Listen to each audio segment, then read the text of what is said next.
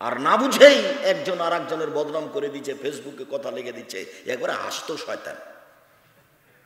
ও যে আর একজনের বিরুদ্ধে কথা লিখে দিল, তো ও শয়তান কোনোদিন জিজ্ঞাসা করেছে ঘটনা কি?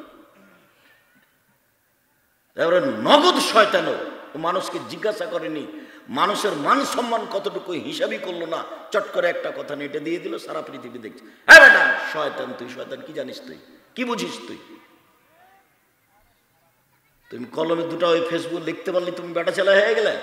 তুমি কি এমন? তুমি তো একটা পশু প্রাণী, তুমি একটা গরু ছাগল। তোমাকে তো আমি বিশেষ করে গরু ছাগলের পশু প্রাণীর চেয়ে খারাপ মনে করি। বুঝেও বুঝে না ওরা, অন্তর আছে বুঝে না, দেখেও দেখে না ওরা, চক্ষু আছে দেখে না, শুনেও শুনে না ওরা, কান আছে শুনে না। উলায়েকা কালানাম, তারা পশু প্রাণীর মতো, তারা গরু ছাগলের মতো, তারা কুকুর শ্রীগালের মতো, ভালো হাজার বরং তার চেয়ে খারাপ। তুমি যে একটা মানুষের কথা লিখে দিলে, তুমি কি জানো তাকে? তুমি কি তাকে জিজ্ঞাসা করেছো? তুমি তার অবস্থা জানো? তুমি তাকে চিনো? ধরে নিলা যেটা সেটা দোষ, যদি দোষী হয় তো রাসূল সাল্লাল্লাহু আলাইহি ওয়াসাল্লাম বলছেন, মান সাতারা মুসলিমান সাতারাহুল্লাহু ফিদ দুনিয়া ওয়াল আখিরাহ। কেউ যদি মুসলমান একজনের দোষ আর একজন ঢেকে রাখে, তাহলে আল্লাহ তার দোষ ইহকালে পরকালে সব জায়গাতেই ঢাকবেন, তাকে জান্নাতে দিয়ে দিবেন। তুমি এটা কি করলে? তুমি ফেসবুক চালাবাদ দিয়ে কান ধরে উঠে আসতে পারো না? এই মর্মে তোবা করিতেছি যে আর জীবনে কোনোদিন ফেসবুকে হাত লাগাবো না। খবরদার নয়। এসেছো, বাকি জীবন মানুষ হয়ে থাকার চেষ্টা করো, 5 ওয়াক্ত সালাত আদায় করো, হালাল রুজি খাও, মানুষের সাথে বসে আড্ডা পিটিও না, জান্নাত হবে ইনশাআল্লাহ।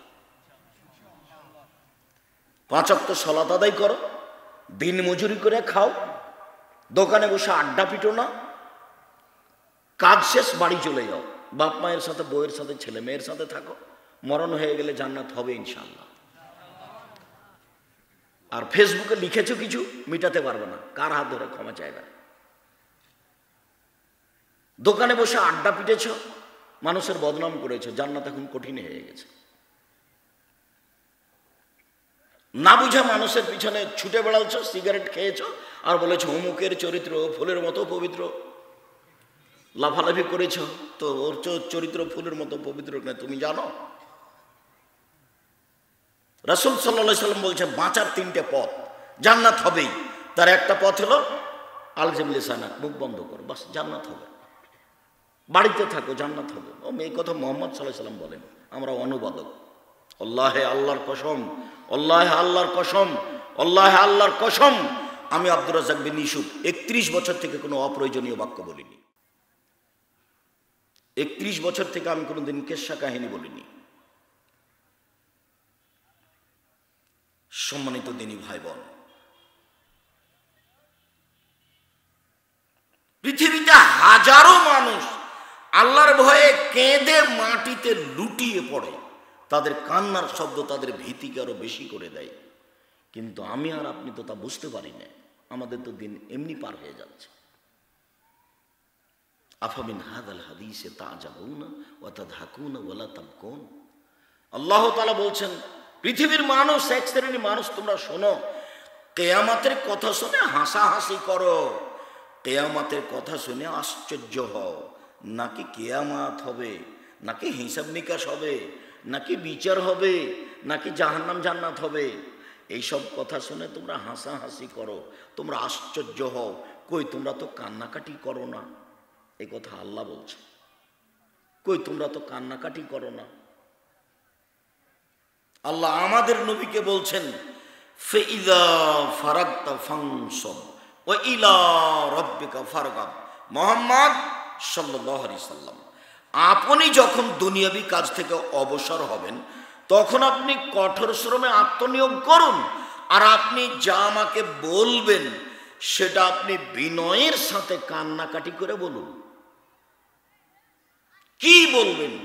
আল্লাহর গতি আর মানুষের স্বভাব দুটো এক নয়। মানুষের স্বভাব একবার থেকে 2 বার চাইলেই খেপে যায়। মানুষের স্বভাব, আপনাদের গ্রামের সর্দারিনী ধনী মানুষ, খুব দানশীল, আজকে গিয়ে বলেছেন যে ভাইজান আমি একটু বিপদে পড়েছি, 5,000 টাকা দেন, তো দিয়েছে। পরের দিন আবার বলছেন ভাইজান আমার ছেলের হাত ভেঙে গেছে, আমাকে মেডিকেলে যাইতে হবে, তো 5,000 টাকা কর্জ দেন। তো বলবে কিরে তোর জন্য আমি টাকা বানাই নাকি? এটা মানুষের স্বভাব, প্রতিদিন দিতে পারবে না। আর আল্লাহর গতি, যত চাইবেন তত খুশি, যত চাইবেন তত খুশি। লাইসা শাইউন আকরামু ইনদাল্লাহি মিনাদ দুআ, আল্লাহর নিকটে চাওয়া কাজটা যত প্রিয়, আল্লাহর নিকটে চাওয়া কাজটা যত প্রিয়, পৃথিবীর কোনো কাজ আল্লাহর কাছে এত প্রিয় নয়। হজ একটা বড় ইবাদত, এত প্রিয় নয়। এইভাবে আল্লাহ রাসূল বলেননি। সিয়াম তো ভিন্ন ধরনের ইবাদত, রোজা তো একটা ভিন্ন ধরনের ইবাদত, তার মতো ইবাদত পৃথিবীতে নেই। তারপরে রাসূল সাল্লাল্লাহু আলাইহি ওয়াসাল্লাম এভাবে বলেননি। রাসূল সাল্লাল্লাহু আলাইহি ওয়াসাল্লাম বলছেন লাইসা শাইউন আকরামু ইনদাল্লাহি মিনাদ দুআ, আল্লাহর নিকটে চাওয়া কাজটা যত প্রিয়, পৃথিবীর কোনো কাজ আল্লাহর কাছে তত প্রিয় নয়। মানলাম ইয়াসালিল্লাহ ইয়াগদাব আলাইহি, যে আল্লাহর কাছে চায় না আল্লাহ তার উপরে রাগান্বিত হন, যে আল্লাহর কাছে চায় না তার উপর আল্লাহ রাগান্বিত হন। যত চাইবেন তত খুশি, যত চাইবেন তত খুশি।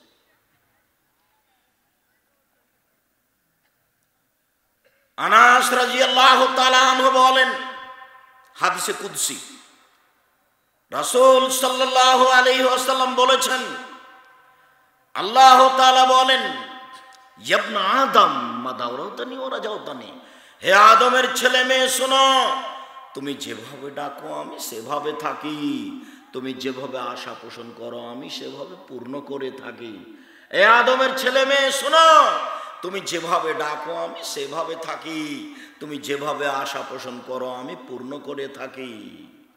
ও গাফারতু লাকা ওয়ালা উবালি মাকানা মিনকা ওয়ালা উবালি, তোমার যত পাপ আছে সব আমি ক্ষমা করে দিব, আমি পরোয়া করি না তুমি কত বড় পাপী, আমি পরোয়া করি না তুমি কত বড় পাপী, আমি পরোয়া করি না তুমি কত বড় পাপী। হে আদমের ছেলে মেয়ে, যেভাবে ডাকো আমি সেভাবে থাকি, যেভাবে আশা পোষণ করো আমি সেভাবে পূর্ণ করে থাকি, তুমি কত বড় পাপী আমি পরোয়া করি না।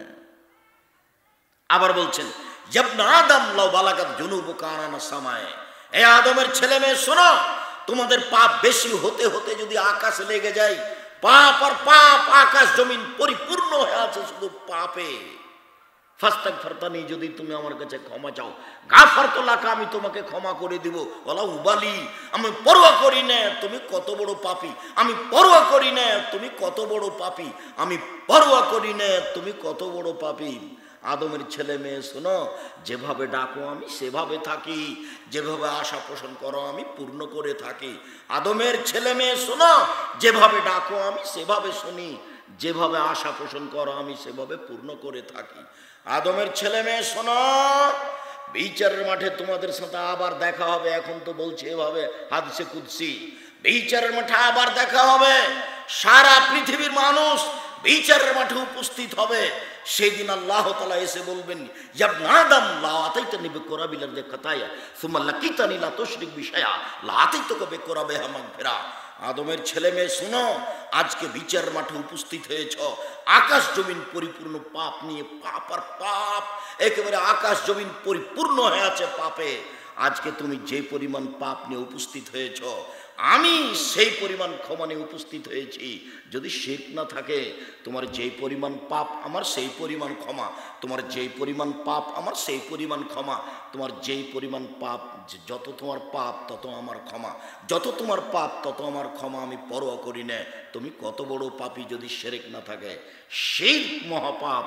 তবে এটা উত্তরবঙ্গ বাংলাদেশের অত শিরক নেই যত শিরক আছে চট্টগ্রামে, বরিশালে, সিলেটে।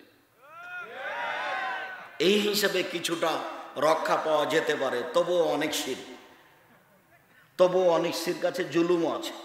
অনেক শিরক কি আছে, স্বামী মরে যাওয়ার সাথে সাথে নাকের ফুল টুল যা আছে খুলে দিতে হবে। এটা তো হিন্দুদের নীতি, কেন খুলতে হবে? এটা তো শিরক। আবার এটা তো রংপুর, লালমনিরহাট, মানে বোনকে জমি দিতে হবে না, জমির মালিক সব ভাই।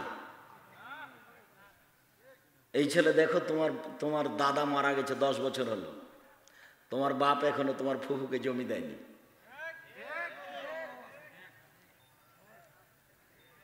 তুমি কি ভুলে গেলে তোমার বাপকে আমি কুকুর শিলিগুড়ির চেয়ে বেশি খারাপ বলেছি? তুমি কষ্ট পেলে আসে যায় না, তোমার বাপ কষ্ট পেলে কিছু আসে যায় না। তোমার বাপের অত লজ্জা আছে তো আগামীকাল সন্ধ্যা হতে হতে জমি দিয়ে দেয় বেটা, নইলে তোমার বাপ কুকুর সিরিয়ালের চেয়ে খারাপে কোথায় চূড়ান্ত। তিতা লাগলে কি আর মিঠা লাগলে কি কিছু আসে যায় না। তোমার বাপকে হিসাব করে আমি আব্দুর রাজ্জাক বিন ইউসুফ কোনোদিন কথা বলি না, আমার বলার প্রয়োজন নেই। 24 ঘন্টা কেন, তোমার বাপ জমি পাবে সকালে, তোমার ফুফু জমি নিবে বিকালে। ঘটনা কি এরকম না? একসাথে। তো 10 বছর গেল কি করে? জবাব আমি দিব। আবার এটা লালমনিরহাট মানে যৌতুক নেই, ভিক্ষা করে খেতে হবে, যৌতুক ফেরত দিতে হবে। ভিক্ষা করে খাবো কেন আব্দুর রাজ্জাক সাহেব? কাজ করে খেতে পারি। মানুষের বাড়িতে কাজ করে দিন মজুরি করে শ্বশুরকে কাপড় কিনে দিব, ভিক্ষা করে খাবো না। আমিও সেটাই বলি, ভিক্ষা করে খেতে হবে না। তবে ভিক্ষা করা টাকা দিয়ে চাউল কিনে ভাত খেলে ইবাদত কবুল হবে, কিন্তু যৌতুকের টাকা দিয়ে চাউল কিনে ভাত খেয়ে ইবাদত কবুল হবে না, ওটা হারাম টাকা। দেখি আমি বললাম তো, আর কিয়ামত পর্যন্ত সময় থাকলো কেউ উল্টিয়ে ধরতে পারে। কেউ বলে না কেন যে যৌতুক হালাল। আর তোমার বাপকে শরম লাগছে নাকি? দেখো তো, তোমার বাপ পাশে বসে আছে, লজ্জা পায় না? অত ছোট করতে চাইনি, তবুও বলছি বাপ বেটা ভিক্ষা করে খাও। যৌতুক নিবা কেন? যৌতুক নিবা কেন? গ্রামে যদি ভিক্ষা না দেয় তাহলে কাউনিয়া ট্রেন স্টেশনে যাও। গ্রামে যদি কাজ না পাও তাহলে কাউনিয়া ট্রেন স্টেশনে যাও, মানুষের ব্যাগ বকচা গাড়িতে তুলে দিও। সারাদিন গাড়িতে তুলে দিলে 300 থেকে 500 টাকা হবে। এখন দিন মজুরি করে অনেক টাকা পাওয়া যায়।